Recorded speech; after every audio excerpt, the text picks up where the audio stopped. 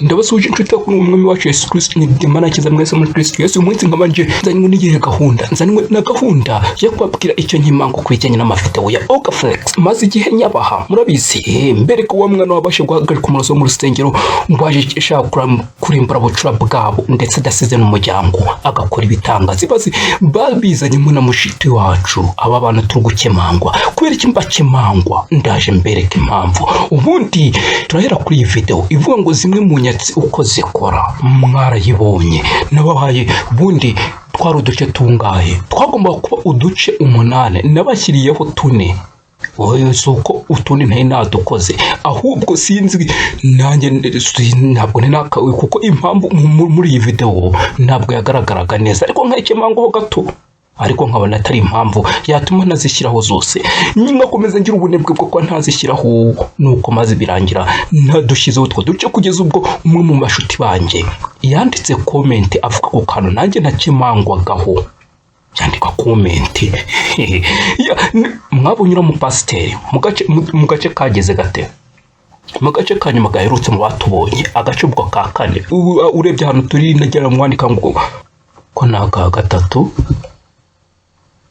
yakonaka kane reba mubonye karakana afite karakano kamavuta cyangwa se kanze imbanze nyibereke yose kambanze nyibereke yose hanyuma turaza kugaruka dukomeza ya This woman was living with a lion yarabanye n'intare ariko ntabimenye muto to buy something. At this point the lion hid himself. intare yari yihishe ndagira ngo ngire cyangwa kibaza intare iragaragara ngo Yesu agenda yiruka. The lion appeared and scared her, so she ran away. The woman can never see the lion, but others can see. ariko abandi barayibonaga inyatsi zikora zite mu kinyatsi zikora ngibi nibiki iminsi tatambutse abaje basoza kuzizina Yesu bakiruka ibi nibiki biri kuba byamucanze inyatsi zikora zite ntabwo naje gukora nicaye agafetse gufatanira gaspito kinyarwanda demanitiza mpaha mu kinyarwanda mbese nzagirene mu cyo ibintu Kristo mbere kumutungira she lamented and then sat down. A few minutes later, a young man walked to the shop to buy something. Good afternoon. Our business. Business imezite. I'm managing. That's a life view. Mama, I need a action vita. Avuga kashaka kanze njye kukakuzanira kumbe. And after seeing the lion, the young man shouted and ran away. Umusore arasakuza arangije arabura ukiriye ngwino ibi byose ni biki ukiriye ngwino mukiyengwire inyatsi zikora zite murabibona ibi byose ni biki yumiwe muje murageze ibintu byanyu Kristo Imana imbere muri byose ibi ni biki yumiwe satani bakabanza kitunira ku bantu badafite amasomo kafunguye impamvu yaba ari ibihe ndetse n'igisubizo kuri ibi ngibi nturareba kugeza isoje uramenye ikibitera ndetse n'igisubizo ngo iyi video wanayisangiza umunsi uratambutse ngo hari ikintu gituma nza mu maso yawe mufasha banza soje nk'ayibiri cyangwa 3 urabona ibiharimo mufasha wanyu. There is something that makes me come into your presence. There's something that makes me come to your presence. Ari gituma nza ahura. Unchangeable God. Unchangeable God. Mani dahinduka. Kumbe yantariye yihago. Gukanga abantu nabwo iriyamu. Urabona ubanza rumurokora banza rabyumwuka. In the name of Jesus. In the name of Jesus. Amen. And I bind up in the mighty name of Jesus. Amen. Habuje dakuruka nyiza Yesu Kristo komeye. To the prince of hell. Ngosubira mu rwego rw'ubuzima kubaruza. Namucuzi nazamena zayishi. Amen. From today you will never return here. Go in the name of Jesus. Go in the name of Jesus. Go in the name of Jesus. Go back to the prince of hell where you belong. Everybody in the name of Jesus. Stop izina rya Yesu Kristo ujya kwabaza umumama mu izina rya Yesu Kristo cyane mu izina rya Yesu Kristo uhereye none ahantu hashije umugisha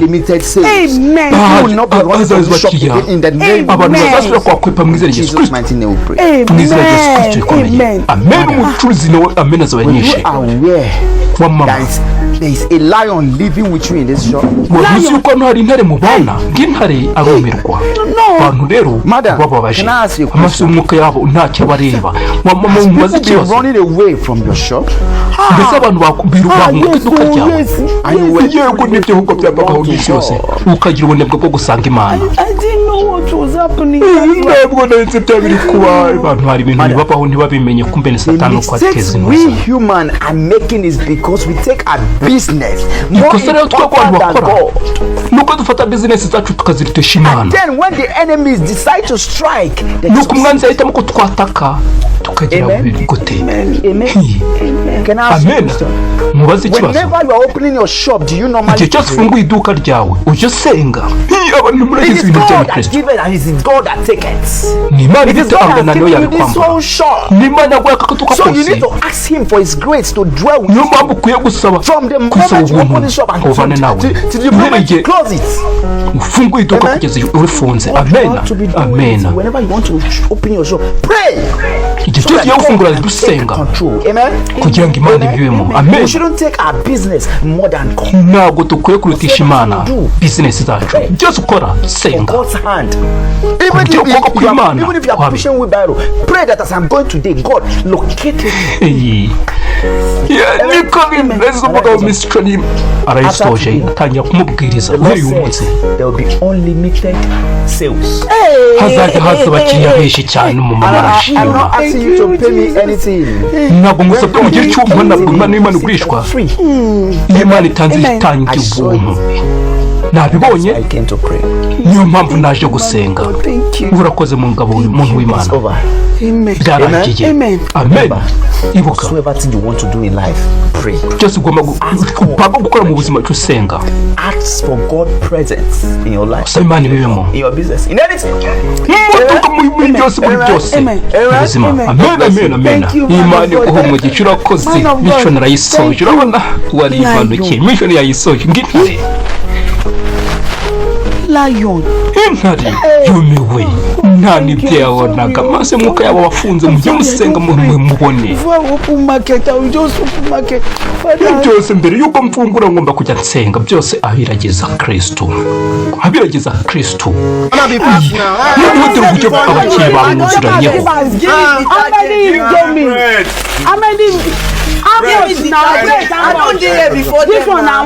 n'abatanze none ntabwo urukumva abakiriya bamwuzuranyeho ahubwo no kugira agashaka bamufasha njyewe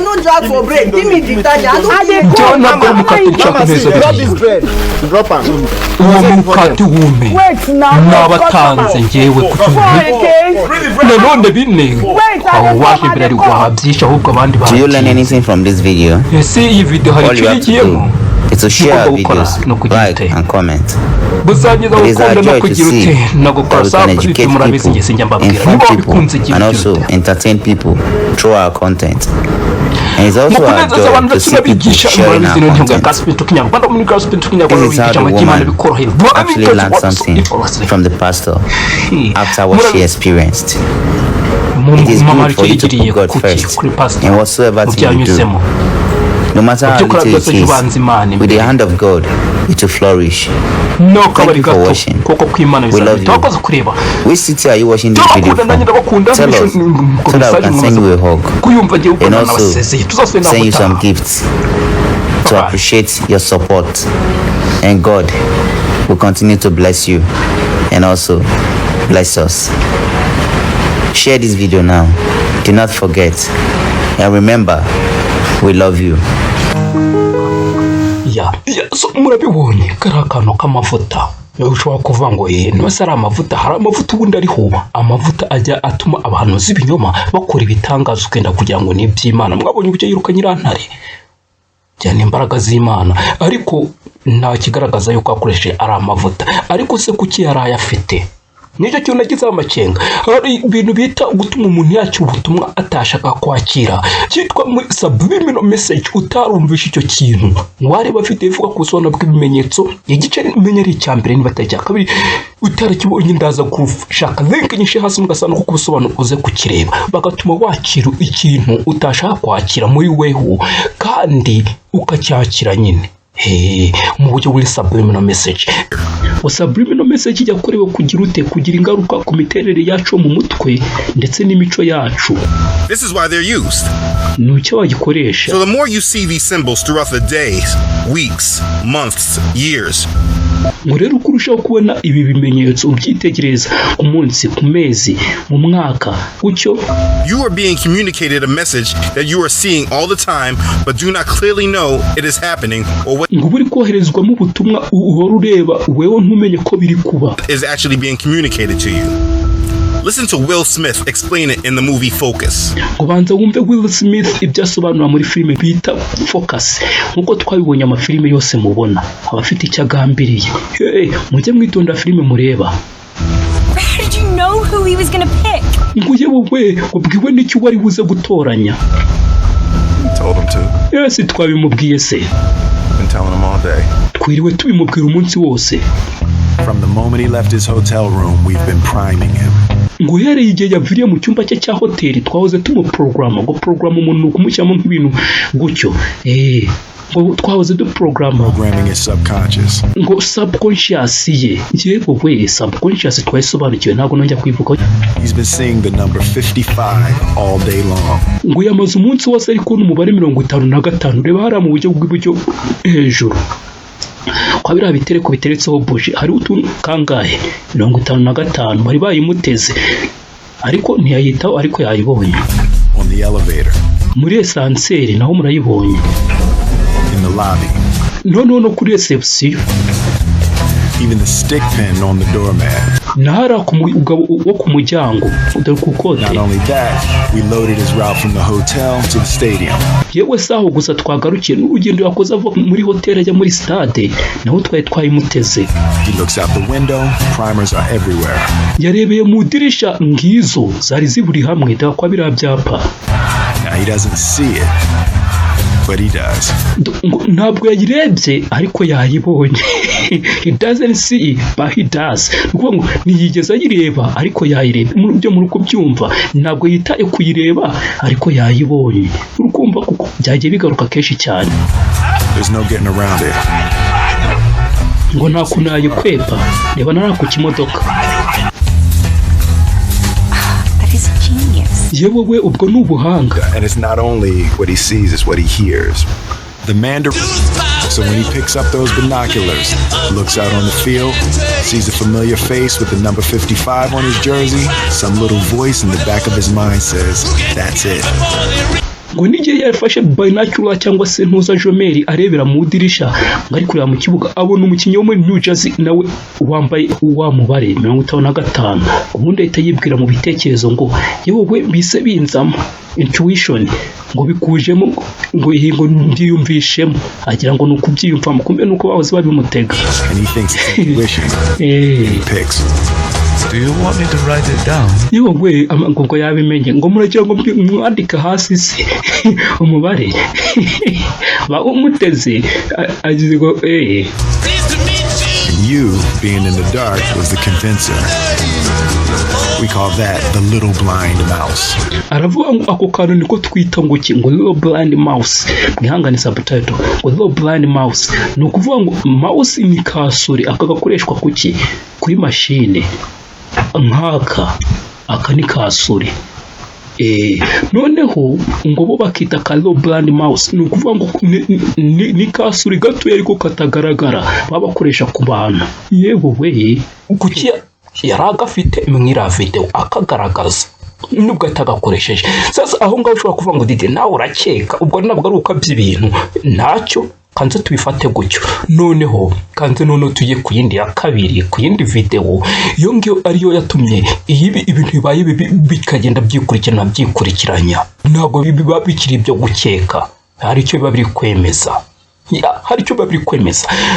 cyane cyane murabona yandi nabahaye akrakana nayo yibonyemo akadefo cyane ko nagerageje no kugakosora. Murabizi wa mama yaravuze ngo nawe ari kubwira wa murozi ngo nawe rero ngo nuzaje ubyara abana ngo uzaje washyira umuntu w'Imana abasiga amavuta akoresha icyo kintu cy'amavuta. Mwibuke naje ko ndavuga ngo nawe ngo umwenda ukingije hera wacitsemo kugira ngo wese yigerereyo nawe wamusengera umwana akamera neza. Nuko nagakosoye none tugeretseho nara amapataro yari yambaye. Murabizi ibyo amazi igihe mbabwira ku bijyanye n'imyambarire. Imyambaro mu Kristo bagomba kwambara neza kikwiza burabuntu ntabwo bwawe bukwiye kumunuza. Ariko none ntabwo aricyo ngiye kuvuga. Ira video ubundi ifite indi bijya gusa. Indi bijya gusa niyo nabanje nabona ndavanguka nza bariyo nkora mu kujya kwikorana yibonye mako kabazo. Ndavango ntabwo akakano nagakora ogaflex niba batarabikoze ku bushake n'abana mu gakiza. N'abana mu gakiza ntabwo bari bakora iki kintu, ntabwo bari bakimenya. N'abana mu gakiza ndavango cyo koze kanze ngire n'uburyo mbakosoramo. Mbagira inama, urabiza bakuru nyine bagomba kugira inama bato bakajya ku murongo nabagira inama. Ariko none kanze iyo ngiyo abariyo mbereka none ugiye kwisonda nkaho nta kibazo nayibonyemo. Nubaza kuba wakibonye muze kunyandikira hasi muri comment uvuge ngo Didier nanjye nabibonye. Cyo none cyane ko atari n'ikintu gihishwe ku buryo kugira ngo bize mu ntekerezo baba bakoresha uburyo muri subliminal message. Cyo rwose ni ikintu kigaragara, ndumva ari ikintu kigaragara. Ndaje nyisobanura mu buryo busanzwe nkaho nta kibazo ifite. Ubundi nyandikira hasi muri comment uvuge ngo Didier nanjye nakibonye na mbere yuko kivuga, ariko namara gusoza ndahita nkivuga. Alright, so twagiye. Uramubona nani Ogaflex n'umuntu yaje gusura undi birajya gusa nka yindi nyine niko nababwiye. Ubundi isa nka version ya yindi. N'umuntu yaje gusura undi ariko yaje gusura afite akana kagahinja yabyaye. Undi we reba ubujya meze. Ubundi ngo niwe wakinye muri yindi nawe ufite kakana. Mbese basa nkaho baguranye amarore bakinaga. Noneho uyu ari kujya mwohereza ibintu by'imiriro, kumbe yazanwe na gahunda yo kugira ute yo kuroga kana karakana babyaye. Murabizi nyine irazi yose nka yindi. Kadukomeza. Ari kwivugira ko ngakana kawe ni keza kakohereza imiriro ikamugarukira ngo I'm fine. I just feel umeze neza. Njyewe nawe ndi kuva ku mwana wawe ari mwiza akamwohereza ibintu bikagenda bimugarukira akamushimira ngo rakoze kumva zicyo ari kumukorera ngo rakoze rwose. Hey, yabuze amahwemo. Utwite kutatubwira ngo uburyo byose byagendaga kumbe n'umurozi do. Auntie, I'm so sorry, I forgot. Yewe umbabarira ko nibagiwe kubikubabwira pe. Ariko urakomeza umeze neza kumbe nimira ari gutera ikagenda imugarukira. Akisetswe ubuntu byose abantu babaroze nuko bameze neza meze neza pe. Nta kintu bumeze neza. Ibyo ni byiza kubyumva. Harika kibaza kuki ndi kumugira argiye kongera. Ngarika izina rye yitwa nduko imirira akayohereza ikamugarukira ikamukoma. Yewe ngizina rye ni udakorwaho. Muraryibuka muri yindi yushize n'ubundi ari setswe untouchable ngo udakorwaho ngo yego. Decide to name him untouchable. Kuki wamwise gutyo? That is because the baby is untouchable. Nuko ari udakorwaho. Ari setswa cyane. Do you have any problem? Kisetswa cyane. Ndabyumva. Nose byahari ikibazo bifiteho ngo ya ntacyo. Pe nta kibazo mbifiteho ngo sawa noneho. Yabuze amahwemo yaje gusura ariko ngo ndashaka kugenda nyuma yo kugerageza inshuro zingahe ngagiye. Why? Niko nguraje ngo none ushaka guhita ugenda kubera iki? Jollof rice for you. Ngo kanze ngende ngutegure jollof rice ushaka avuga kari nk'ipirawo n'umukiri wo mu Nigeria ngo meze neza. Oh, you ate before you. Ngo nariye mbere yuko nza. Wariye mbere yuko uza? Ngo yego. Ntacyo none urakoze niba ukomeje nta kibazo kirimo. Arahagurutsa ye mu guhaguruka yongera kohereza kandi kariro karamugarukira none ahitabora n'imbaraga zo gukomeza ahita yicara ngo yiwe uyamubaza akaguruka kari kukurya imeze neza I'm fine. Kugenda byamunaniye imiriro igera nko muri 5 maze kumugarukira ngo urabeho umva ndajya wicare hari ikintu ngira nkubwire. Ubwo ni igiki? You people succeeded in chasing me out of my husband's house. Ngo mwebwe mwabantu mwe mwagerageje umugambi wanyu yaciyemo wo kunyurukana mu rugo rw'umugabo wanjye n'igihe nari ntwite. how the none ngo pregnancy is going. umwajya ngo ngume mbaha amakuru y'uburyo munda umwana wanjye ameze, The baby out of me. ngo kugira ngo mubashe kumukuramo, I'm the baby inside me. cyangwa ngo mumwicire mwe imbere mwa bintu mwe. Tell you something you don't. Kwagira ngira icyo mubwira utaruzi. Ngiye mwanyirukanye ku mugabo wanjye batumye ashwana atandukana n'umugabo we, ngo negereye Imana, byamusunikiye kwegera Imana, Very close to God. ngo byamusunikiye kwegera Imana. See my God. Ngo uyu ndeba uyubona Imana yanjye. Now I have given. None ubu ngubu narabyaye, ngo urashaka kuza kunyangiriza umwana. There is something you don't know. Ngo hari ikintu utazi, ndaje nyikubwire. And I.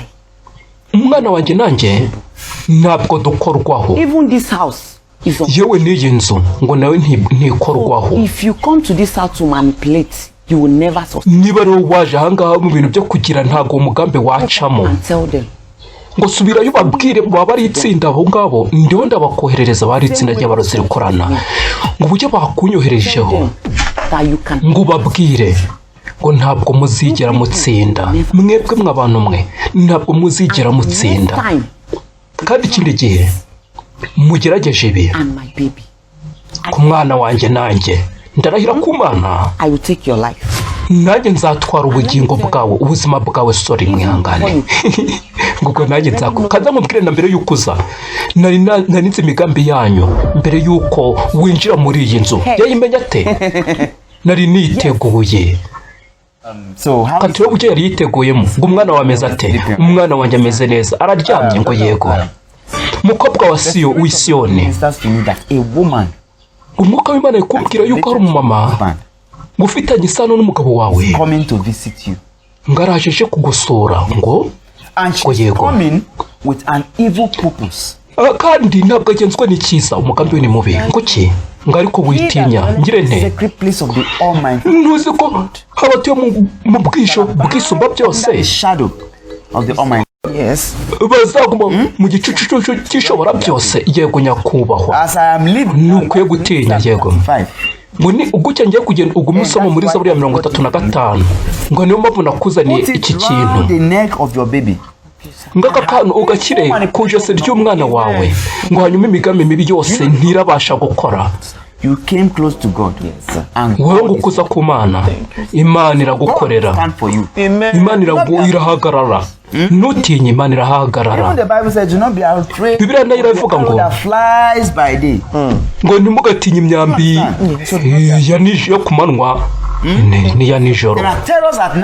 Do not be afraid. Thank you. N'ibitero ubwoba bya nijoro ntimukabitinye.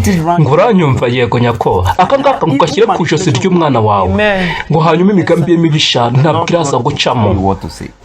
Ngo umwami Imana arakubwira icyo kuvuga. Sawa ubu ngiye kugenda. Ubwo umusoma Zaburi ya 35. Wowe ngo ukomeze ugire, ngo ntutinye, ngo urakoze, ngo mfite ibyo kurya. Oya, ibyo nta kibazo. Kirashaka kumuzimanura. Urahirwa, umwana wawe arahirwa. Amen. Umwana wawe ararinzwe. Yes, I was. Ngo yego, ngo nari niteguye. So go back and tell your evil people. Ngo rero genda usubire ku bantu bawe ubabwire yuko bitazigera bicamo. All these evil. Ngo rebe mw'abantu babimwe. At all. Even if you are 20.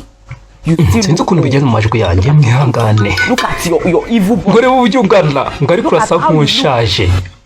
Fool. Meze bite? Now get up and leave. Mwihangane, amajwi ntabwo ndi kumva neza. Nzi ibintu bigenze kuri tekinike. Amajwi ntabwo ndi kumva neza, mwihangane. Get out. Gusohoka ndumva biciyemo noneho. Ikibazo nuko biciyemo irangiye. But as far as their gathering is not of God, they shall scatter. Ngo niba guterana kwa kutari ukw'Imana, ngo bizacamo. Sabatatanya. We love you. Ngo gusezeranyiriza gusangiza iyi video, ngo ndabakunda. And I know you love it. So why not share it? Share it to your friends and family. God will bless you. Share the video. God bless you. Thank you for this. Usangiza izi video ngo Imana iragira. Share this one now so that I can. Narashimira cyane. God bless you. Imana ibahe umugisha. Murabibonye. mwabashije kukamenya ako kantu kakabazo mwabashije kukamenya no mutabasha kukamenya ubwo tayari twagiye sasa Flex n'abandi kinda babwira ku bantu batabasha kukamenya ni kiriya kintu bahaye uramu mama ngo agishyire mu ijosi ry'ura mwana ngo kiraza kumurinda ngo niyo mpamvu nakuzaniye iki kintu ngaka kantu ugakire ku ijosi ry'umwana wawe ngo hanyuma imigambi mibi yose ntirabasha gukora. You came close to God. Yes. Wowe ngukuza ku Mana, Imana iragukorera. Ibi ni ibiki? Ntabwo abakristo ntabwo turindwa n'ibintu wagira ngo ni by'abapfumu. Ntabwo turindwa n'ibintu wagira ni by'abapfumu. Sasa nahise nandikira Flex ko njya mbamenyeshe mwabizi bakora bagomba kucyaha bato niba kuko ari iby'ubwana cyangwa se niba ari iby'ubwana ugomba kwamenyesha ntabwo ugomba kubarikira. Kanze nje kuntuza ndiyo ko ndaza kubonaho n'abandike gusa ntabwo bansubije. Kigaragara nahise menya ko niba bataransubije aba bantu bazi ibyo bari barimo. Bazi ibyo bari barimo. Kanze ngende mbereke. Soyo mwana w'Imana nimuze mwese ko yemeye kudupira azatuye mu magwarisika tumenanira. Ningiye the evil woman that came to my house umugore mubi yaje mu nzu yanjye. Mr. Nanayibona comment yanjye mbabwira ibi uburyo bimeze.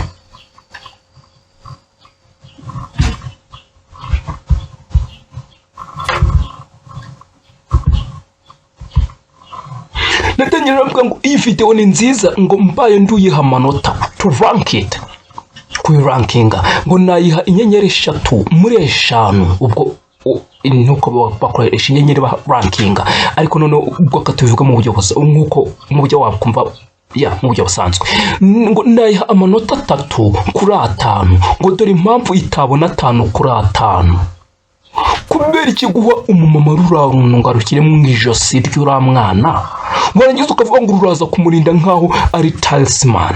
Talisman ni nk'ikintu cy'ikintuza imitsiriko cyangwa imitsindo byabe n'abapfumu cyangwa se abagugenda mu mihango y'umwijima bahereza abantu ngo barabatsiritse ngo nta wabaroga cyangwa se ngo nta kibi cyabageraho byitwa talisman. ngo ukamuha ruraruno ngo arushyire mu ijosi ry'ura mwana ngo ruratuma ikintu kitamugeraho.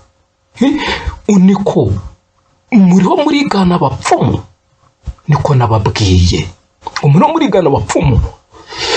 Ndamubaza nti mbese amaraso ya Yesu Kristo ntahagije kuba yahishura mwana akamubundikira? Ntabwo bibaye ngo ubafashe umurongo wa Zaburi ya 91 umurongo wawo wa mbere uvuga ngo uba mu bwisho bwisumba byose azaguma mu gicucucucu cyishobora byose. Ntabwo ngusomye muri Bibiliya niba mwuvuzwe uko bitari nkoreshe direct translation. Ngo ukoresha umurongo urangije urakomeza umuhe urwo runtu. Ndanyira ngo ndabinginze mpe iki kintu ubutaha muzakisubireho muri gukora andi ma video ngo bitari ibyo abantu bazaje batekereza yuko muri gukora video za Kristo ariko mukavanga mu bupfumu. Murabona iminsi ishize bataransubiza n'iminsi ngahe 5 days iminsi 5 ntabwo bari bansubiza. Ubanza bari babonye comment batishakira buriya bari bishakira nk'izi ngizi. Uyu ni aba nibo kwanza banibo nguyu ngo yakoze ikosa ryo kuza muri iyi nzu ni Flex the author ni Flex. Ni nkizi bari bishakira cyaka mbereke n'izindi nyinshi nizo bashimagiza byiza.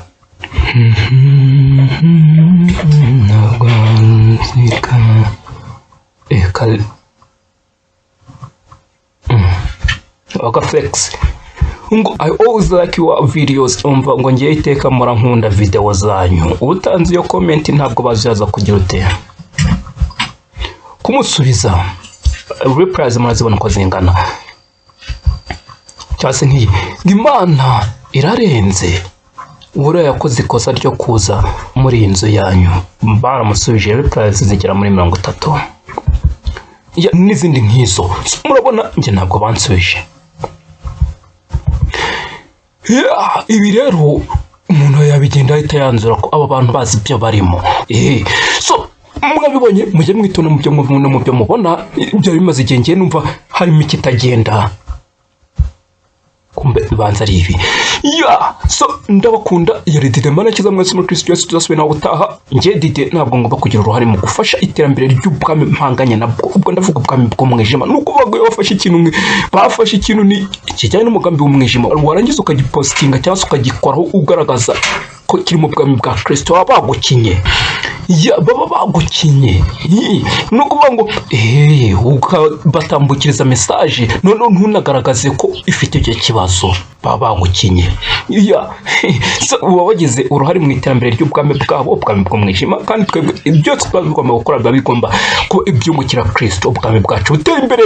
Hari umuntu nkunda akunda kuvuga ngo fata ikuzimu uhahaba ubusa mu ijuru huzure. Make the hell empty and the heaven full. Abantu twakora mu bwami bw'umwijima baza mu bwami bwa Kristo. Ndakunda tuzasubira nawe utaha. Kristo akomeza kwarinda abahazi y'amahoro ye atanga bitari nk'uko abisatanga.